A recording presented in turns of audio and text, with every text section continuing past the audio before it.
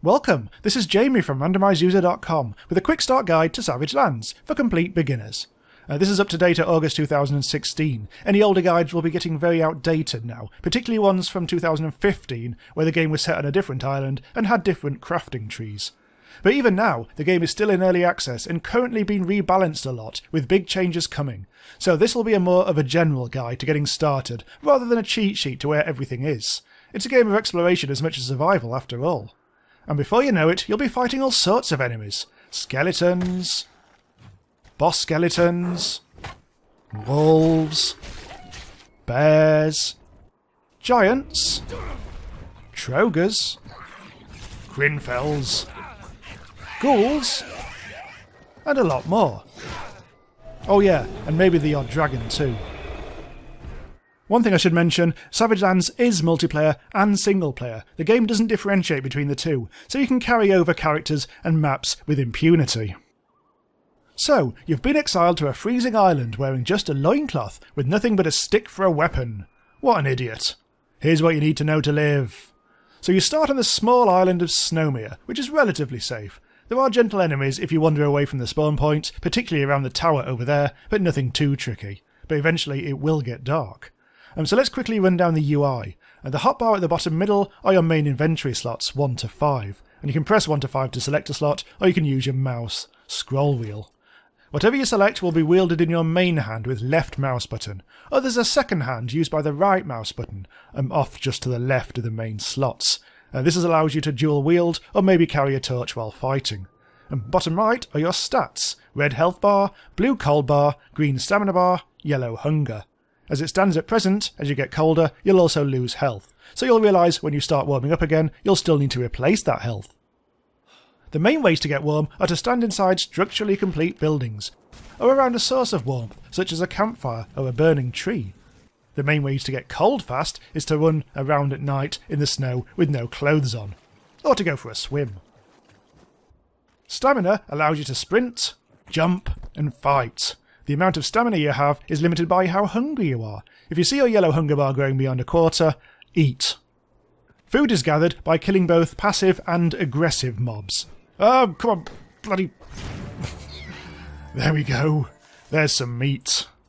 Delicious. Then you have to preferably cook the meat on a fire. And you can also find nuts and berries by tonking certain bushes and things, but they're not very filling, so they're not particularly useful. If you hang around the starting area too long, a skeleton might find you. So, with your savage stick equipped, just circle him a bit and tonk him. He's really not that smart. He'll soon die, and you can loot him with E. He's dropped a little bit of tin ore and a bone. Not much use for us, I'm afraid. Anyway, let's actually move away from the starting area properly. And first of all, make sure that you do pick up everything that's below the skeletons. Currently in the game, they're giving you a leather cuirass, stone hatchet, and a stone on top of some lore. Press E to read the lore, and this has currently been tweaked, so it's not in its final form. But if you want to reread that, you press J, which will also allow you access to information about food and how to craft things, also a bestiary, and also the build diagrams, which we'll come to later. Right, so yeah, we're going to move now a bit towards that other red flag, picking up anything we see like stones by pressing E as we go. Let yourself be guided by these obvious landmarks. It'll be a bit of a tutorial, I guess. And now you need to pick up everything from Gary the Skeleton, including Gary's tattered bag, and a few other bits and bobs, including a rather useful hatchet, which we'll use a bit later.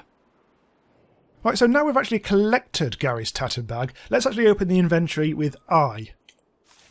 So as well as your 5 main slots down here, you've also got 8 other inventory slots up here. A bag, such as Gary's tattered bag, will increase your inventory further by adding additional storage units of varying size. Gary's bag is here. Note that bags can only be stored in your 5 main slots or 8 secondary slots. You can't have bags within bags. Bags can be crafted or occasionally found lying around or looted from fallen enemies. Right, so having picked everything up, our next stop is another red flag over here at Rodan Farm. There are a few essentials here, so do spend a bit of time here. There's a bit more lore if you want to read it. There's, a stone sword. Ooh, and some sinew. These items may change because they're still rebalancing things. So most importantly, here, look, it'll hint how to build a fire. And the yellow thing is a build diagram, which will sit here until you add all the required raw materials. The campfire requires stone, logs and flint. 6, 3 and 2. Luckily, all 3 are dotted around. Over here, some logs. And over here, some flint. And let's try and pick them up. There we go. Oh, no. And make sure it's lit up. And there we go.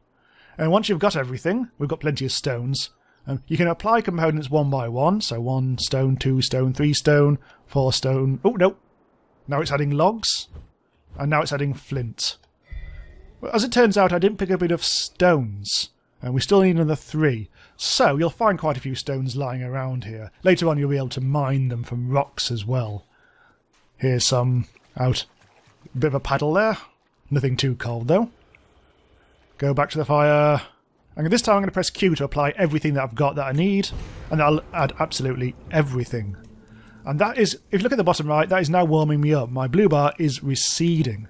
You can also cook food now. Do bear in mind that also the fire will slowly go out. The interface allows you to add things to keep the fire going. It'll provide warmth, provided that it has at least 1 log and 1 flint. Currently it's got 1 flint and 3 logs. Okay, let's just quickly show you how to craft the meat since we've already got it. And press K for crafting. Choose the meat tab. This is lit up because I've got the raw materials needed. We've got a campfire, a fire pit nearby. I need 1 meat to be able to craft, so I can do it twice because I've got 2. And it'll put the cooked meat in my inventory up there. I'm going to drag that back down to here so I can access it easily. Press 2 and eat. My orange bar recedes and my stamina goes up further. Good. But now we want to craft some bandages because look, our health is not at the top. So we'll go into this field behind here. Do bear in mind there's other stuff to pick up as well. You might find some food and stuff lying around. Some frost berries. Very basic food there. So, harvest these cotton bushes. Sundered cotton. Oh, our inventory is full already. Right, so we need to make a bit of space. So I'm going to... let's see, I don't need 2 hatchets. I'm going to toss 1 away. I'm also going to toss leather strips away because we don't need them yet. And also the bone. Don't need the bone. Right, so let's pick all this cotton up. There's a lot to do, so I won't do the entire field worth of it. Because it will take forever. Let's just do a few more. And there. Now we go back into our crafting screen with K. Go to the middle slot where the miscellaneous stuff is. And we need to turn the cotton into cloth shreds. Craft repeatedly because we've got a lot of it. And we've got lots of cloth shreds. Now we need to turn those shreds into bandages. Like that. And there we are. We have 5 bandages. Notice that Gary's tattered bag actually did come with 1 bandage already in it. Right, so I'm just going to apply a bandage to get us back up. So we're pretty much back at fullness when it comes to our stats. So everything is groovy. I think I'll go and stand by the fire again for a while. So let's just have a quick look back at the crafting menu. And this is where you craft weapons. And this is where you craft armour. And we'll get on to repairing later. And by the moment, all I could really craft is a wooden bow. Which ain't great. But they have plans to make bows better, apparently. Right, so if you need to build your own fire elsewhere, or a building, or various other things, press J again, and go to the build diagrams on the top tab. And there's the campfire, so I can place another build diagram there. Obviously I don't want to do that. And there were other things as well, such as crafting tables, bins, tanning racks, ways to catch rabbits, a source of food, traps, walls, and even full buildings right here at the end. Plenty of them. If you want to build something like a barracks, you have to move it around. Make sure that it turns green, otherwise you can't build it. So you'll need to move things around quite a bit before you find a good place. I could do it there, but I'm not going to, because that requires 125 planks, nails, iron rivets, and all sorts of things. That's not for now, basically. One of the most useful build diagrams is a pike of resurrection, which acts as a spawn point. And for that you need 3 skulls from killing skeletons, because they sometimes drop them, and a log. Which brings us on to chopping down trees. To make a basic stone axe, which is stone axe. Let's just scroll down here. You will need some very basic stuff. I'll need another stone, admittedly. But thing is, we already have a hatchet, which is actually better for cutting down trees, because it does provide you at the start. So let's get our hatchet out, run over to a big fat tree, not one of the spindly ones, and start chopping. There's a skeleton over there. Prick. Wait for it to fall, then chop it a bit further into wooden logs. Hitting trees also gives you bark, but we don't need that right now. Right, now I'm actually going to put my sword into my offhand, so right-click to tonk it, or I can dual-wield and really give it hell. Oh, blimey, that died in 2 hits. Ha! Serve you right. So now, you see, I've got 5 logs in my inventory, which will allow me to build a few different things. You can also convert logs into wooden sticks, which are also required for crafting certain things. Right, to get other raw materials, you'll need to learn how to mine, which requires crafting hammers. A stone hammer is very easy to make, as well as the stone axe, if you have sinew, from killing animals or just scrounging for it. So, let's go into crafting, pressing K. Go find something that's lit up at the top. Stone hammer, and we've definitely got everything. There is the stone hammer. Let's put it there. And press escape. And now we can start mining rocks. Doing, doing, doing. These basic rocks, which you'll find everywhere, will provide you with either stones or whetstones. Eventually. This is currently provided with bloody whetstones, which are good for repairing.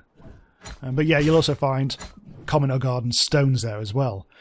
But also, you need to be on the lookout for nodes like this. Nodes are just like small bits of rock that have little things coming out of them, and they'll light up red when you see them.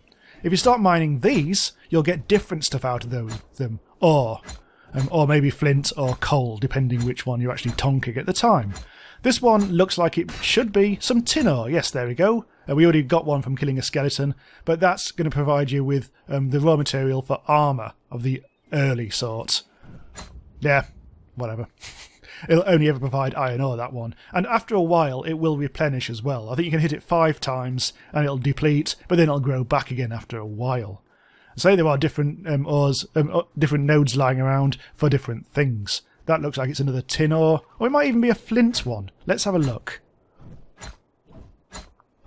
And it's a flint one. On the starting island, you'll find tin, flint, and coal, I think. So now we've actually got a sword and everything. Stone swords are very easy to craft anyway. I think the crafting requirements are very similar to like basic hammers and things. Now we've got that, let's go and kill some skeletons. Try and get some more skulls. See if we can build a pike of resurrection. Ah, here we go. Some skeletons right by the tower. So I'm going to dual wield. This is going to take seconds. There we go. Oh, rotting meat. I'm going to leave that behind. That can be useful for certain things, but let's just ignore it for now. Let's see what you provide. Still no skulls. It can take a while to get skulls sometimes, but if you get 3 of them, that's when you can build your pike of resurrection. There's one. See, the drop mats do vary. And you? Hello. And you. Oh, blimey, there's a lot of them. Do bear in mind, mob placements may vary, especially as they change the game. There's another one. And there's another one. We should have enough now to build a pike of resurrection, provided that I've actually got a log. I do. So press J, go to pike of resurrection, if I can find it at the start. Place it, E, and then press Q to apply all. Then press E again to set the spawn point. So when I die, I'll rematerialise here. Okay, so let's move on to a few miscellaneous things to finish up. Firstly, how to craft a workbench. A few things need you standing next to a workbench to craft them, such as a new tattered bag, if you want to expand your inventory further. Crafting table, very basic. Let's place the build diagram down there. It requires 2 planks, which I don't have. So you go into here. Wooden plank. Requires 2 logs each. So now I've got 4 planks. Very straightforward. There we have it. And now I can craft things like an extra tattered bag, provided that I have the raw materials, which I do. 2 cloth shreds, 1 sinew. Craft that. And my tattered bag... Oh, 5 slots now. Ooh, that's more than it used to be. Excellent stuff. I've got even more space in my inventory now. So later on, later crafting stations such as forges and smelters are more resource heavy than that. So you might want to think about building a base at some point. Ooh, leather gauntlets. Ooh, more armour. A base can be built from scratch using house build diagrams, or you can find an existing one and repair it back up to scratch, although that might require stuff that you don't yet have. In both cases, to be honest. So let's move on to repairing stuff. This is quite straightforward. Let's go to K, go to the repair tab. So you choose. This is a list of things that you actually already own, and this is the what you need to actually repair it. The stone sword, all that requires is 1 stone to repair it. But at the moment it's 90%, so it's barely damaged at all. But if I wanted to, I could press repair and get it back up to 100%. Most things, however, require more than stones to repair. For instance, the leather cuirass would require a patching kit, which is fairly trivial to craft. Savage stick requires a stick. Yeah, this is all very straightforward stuff. But as soon as you start to get slightly more complicated stuff, like good swords, you'll need to use up whetstones, or you might need to craft repair hammers and stuff like that. But they're all fairly trivial, but you might need a crafting table whilst you're doing it, so be wary. See, I'm starting to get really cold now, so you can see the red stuff on the corner of the screens telling you that you're really starting to hurt. But for the sake of the video, we'll just carry on. So to get off the starter island, you just find the bridge on the other side of the tower from spawn, and just walk straight across it. This has changed a lot over early access, and right now you just have to walk across it, but you used to have to kill a boss skeleton called Lord Cruel, and get his head, or his rune, and come over here, and then you were able to get off the island. But right now, it's trivial, so don't worry about that. Once you venture to the second main island, things get a lot more difficult, so you need to be ready. Take time to craft good armour. You'll find tin nodes on the first island, and from there you can craft some armour. Decent stuff.